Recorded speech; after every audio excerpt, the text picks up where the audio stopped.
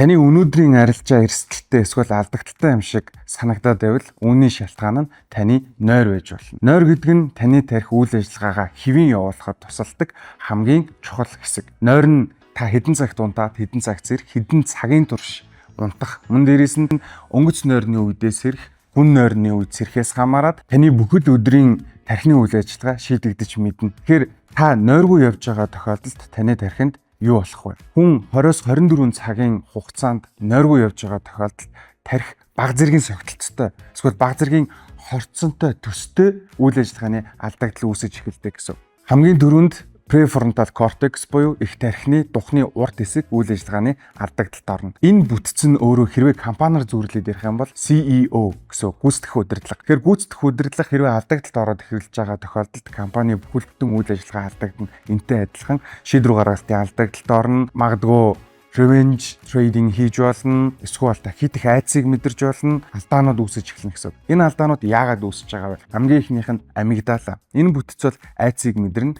дээрээс нь танд ямар нэгэн сүрдүүлэг ирж байгааг мэдэрдэг, удирддаг тархины хэсэг. Тэгэхээр хүн нойргүй явж байгаа тохиолдолд MRI шинжилгээ хийж үзсэн байна. Тэгэхээр MRI дээр хүн нойргүй явж байгаа тохиолдолд амигдала 60%-аар идэвхжсэн байдаг. Энэ үед та маш бага алдагдлыг маш их өвдөлттэйгээр мэдрэх, дээрээс нь маш их айцыг мэдрээд өөрийнхөө гарахыг төлөвлөсөн хугацаанаас эсвэл гарахыг төлөвлөсөн хугацаанаас төрүүлж гарах, эсвэл хит их айснаас ашигтай байдлаар орох боломжоо алдаж болдог гэсэн. Тэгэхээр эхнийх нь амигдала хит идэвхжснээс болж та энгийн зүйлээс айцыг мэдэрнэ, дээрээс нь бага зэргийн алдагдлаас маш их өвдөлтийг мэдэрч эхэлнэ гэсэн үг. Энэ нь таны дараагийн трейд хийх процесст алдагдал өгж эхэлнэ гэсэн.